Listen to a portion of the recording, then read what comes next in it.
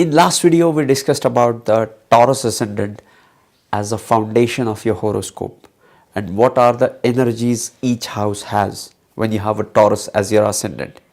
In this video, we are going to talk about the Gemini as your ascendant and the secrets of Gemini Ascendant.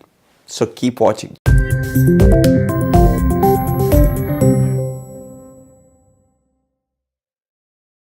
Namaste and welcome to Pramanik Astrology channel. I'm your host Prasad Mahazadi, help you raise your vibrations and become your true self with the help of Vedic astrology.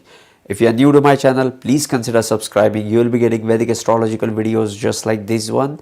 And these videos will help you raise your vibrations as well as help you go further faster into Vedic astrological studies. And if you are not following me on Instagram, this is my ID.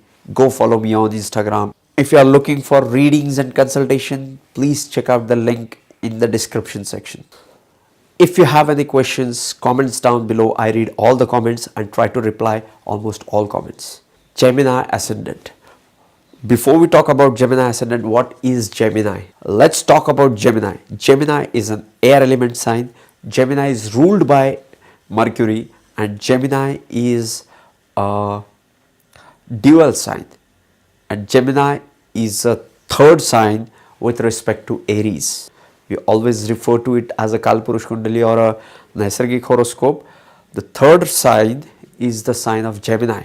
Gemini is a most energetic and young sign. It is called as the prince.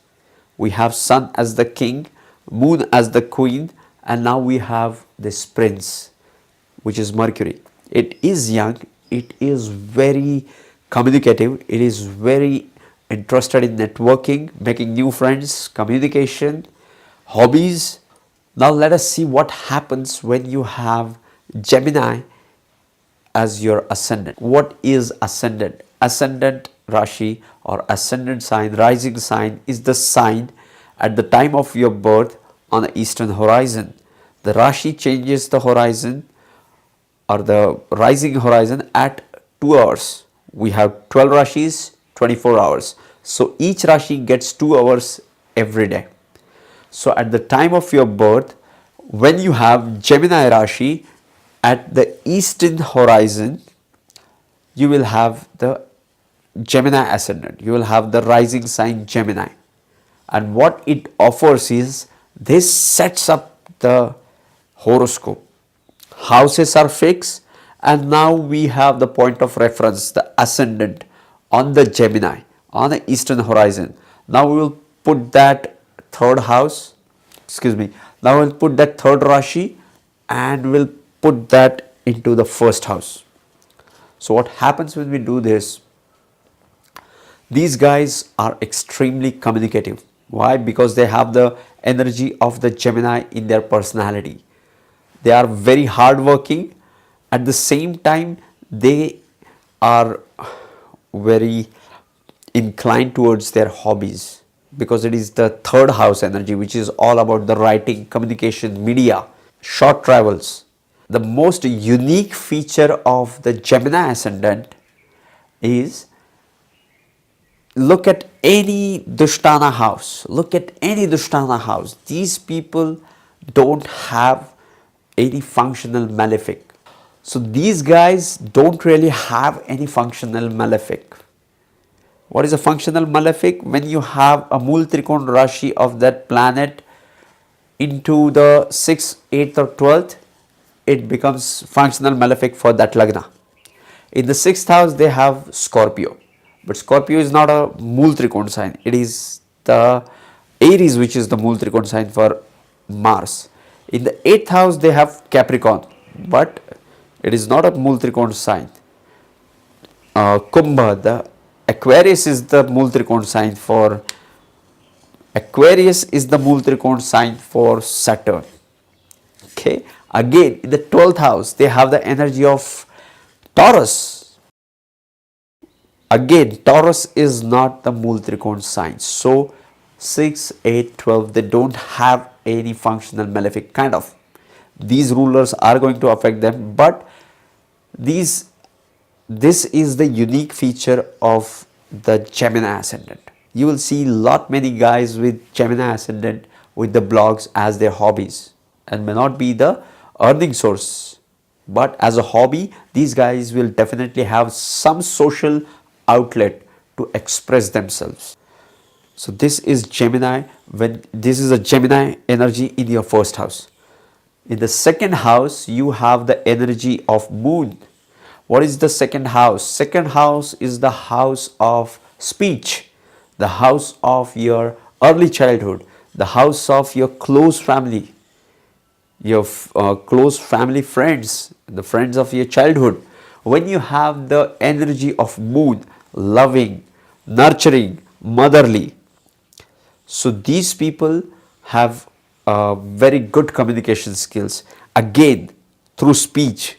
The first house is all about personality, wherein these guys have the impact of Gemini. Again, when it comes to speech, the actual speech, they have the energy of Moon. So these people are very good at communication. They will speak to you in such a manner that you will love them, because it is the fourth house energy. It is the Cancer energy into the house of your speech. In the third house, these guys have the energy of the Leo. What is the third house? Third house is the house of self-effort. It is the house of the short distance travel. It is the house of original house of the communication. So for these guys, it is all about the communication, and this communication can be creative. In the first three houses, you will all you see is communication. Third house Gemini, in the house of speech you will see the Cancerian love, and in the fifth house, it is in the third house, it is the energy of the fifth house, which is the Sun, which is also expressive and creative. In the fourth house, they have the energy of Mercury. Mercury is also ruling their ascendant, and now it is also ruling the fourth house. What is the fourth house? By the way, fourth house is the house where we standing. Wherever we are standing is the fourth house. So fourth house is kind of our foundation. Fourth house, that is why, is also signifies your home, your homeland, your own country. These things can be seen from the fourth house. It is your base. And when you have a earth sign like Virgo in this fourth house, what it shows is these guys have a extremely vocal and active communication with their mother. You will always see these people communicating with their mother. Always. They love their mother. These guys have the greatest of impact of their mother in their life. This is a foundation. When we will put planet into this, things will change. But as a foundation, these people are extremely communicative and expressive to their mothers. In the fifth house, these guys have the energy of the Libra. What is Libra? Libra is balance. Libra is ruled by Venus, an air element sign. Fifth house is the house of your creativity. It is the house of your children. Fifth house is the house of your Purva Punya. Fifth house is also the house of your intelligence and education. When you have a airy sign like Libra into the fifth house, it gives them intelligent and quick, sharp mental abilities. These people are very intelligent. Apart from this, Venus also rules the 12th house. 12th house is considered as the Dushtana house, but this day and age it is also the house of foreign lands. But let us see why it rules the why it rules the 5th house as well as the 12th house. These two houses are very much in sync with each other. What Prasad? 5th house is a trinal house, which is a good house, and 12th house is a Dushtana house. How would you say that these two houses are connected with each other? Here is the thing about this. What is 5th house? 5th house is, as we discussed about the other signification, apart from those signification, 5th house is also the house of romance. And what is the 12th house? Apart from being Dushtana and the evil house, 12th house is also the house of bed pleasures. So do you see the connecting factors for these two houses? So if these guys have a very good Venus, these two houses will do well. Okay. One more thing, 5th house is also the house of Purva Punya, and 12th house is also the house of spirituality. So these two houses are not really far away from each other. These two houses are very much connected. Okay. So in the 6th house, these guys have the energy of Scorpio. Scorpio is a water element sign and very emotional sign into the 6th house. So these people might face confrontation at their workplace. Why workplace? Because it is 6th house is a routine. So 6th house is also pretty much what we do every single day. Okay, so you may be vlogging, but for most of the people it is their workplace, their daily routines. And when you have a Scorpion energy in the 6th house, these people are kind of face the confrontation at their workplace. There may be some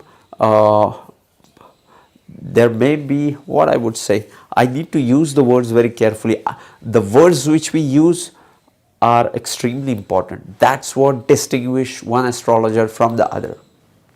So the 6th house, when you have a Scorpion energy, you have to face the confrontation. In the 9th house, in the 7th house, I'm fumbling again and again, excuse me for that. 7th house has the energy of the Sagittarius. What is Sagittarius? Sagittarius is the original 9th house ruled by Jupiter. This is Jupiterian energy in the 7th house. What it shows is these people get a very spiritual spouse, one with a spiritual inclination. Their spouse have that higher belief, all the 9th house things, higher beliefs, bhagya and so many other things.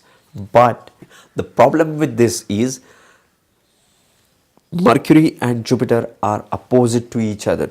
So these people finds it very difficult to connect with the Sagittarius energy. These people can connect with any other person, but it becomes difficult for them to connect with a Sagittarian person because he is spiritual, he is into some rituals, he is into spirituality. And a Gemini person is the one who is, who is very smart and who is very into networking and friendships, and he is a fun loving guy.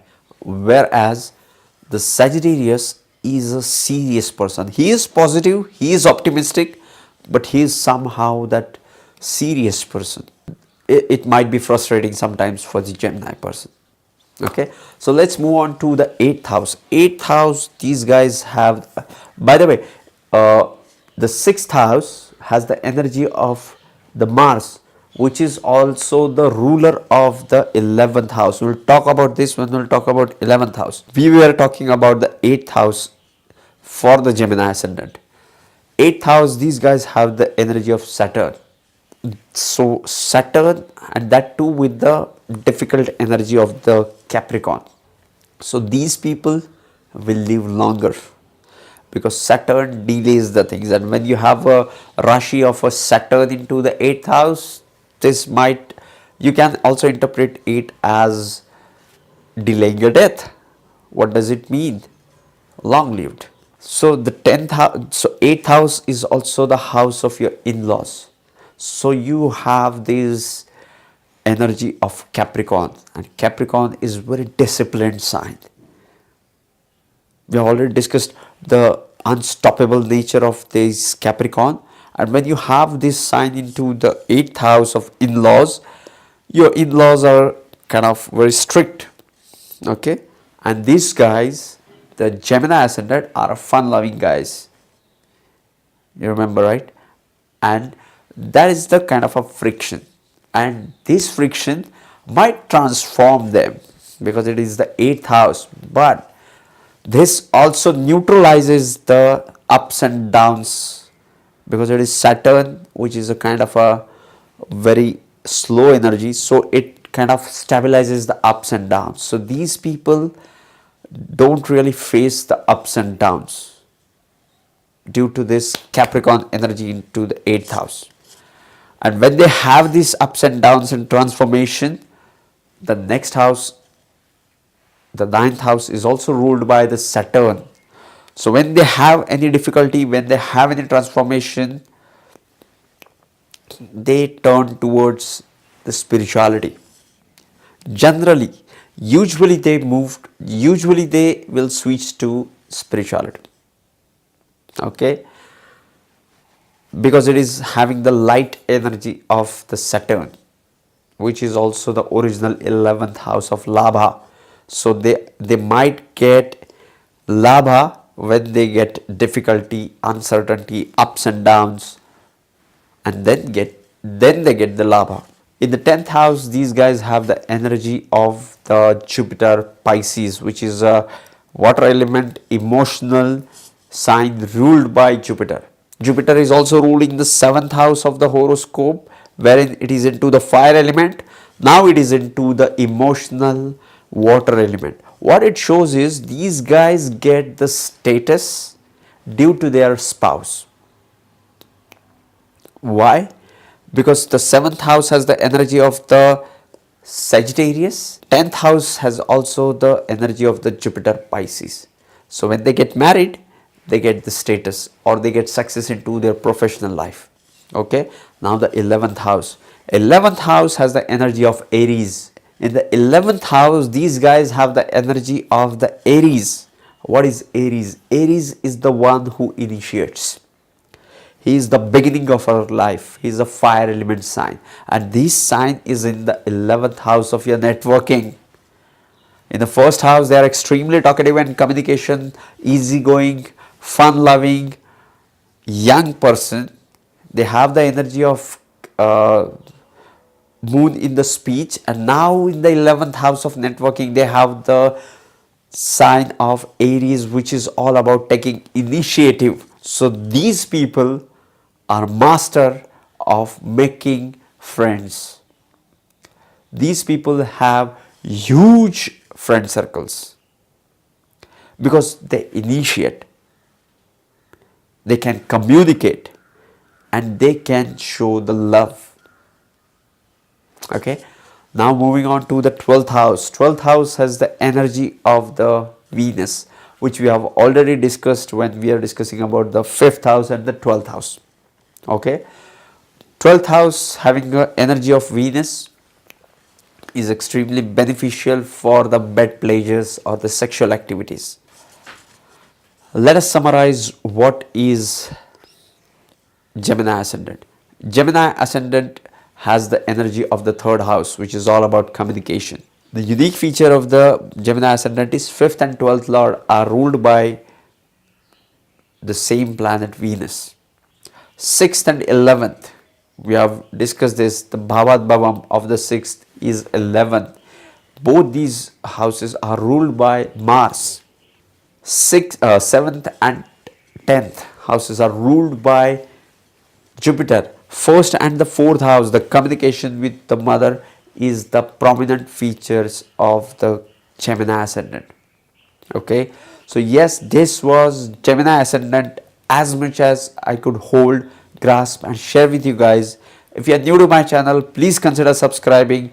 Sending you tons of positive energies, sending you high vibes. See you in the next videos.